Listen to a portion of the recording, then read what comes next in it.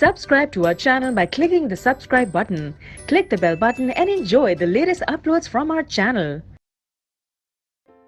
Question number 13. What valency will be shown by an atom of an element having atomic number 13? अगर एक element है जिसका atomic number 13 है, उसका atom क्या वैलेंसी शो करेगा, ये हमें बताना है. सो एटॉमिक नंबर है 13, तो इलेक्ट्रॉनिक कॉन्फ़िगरेशन हो गई 283.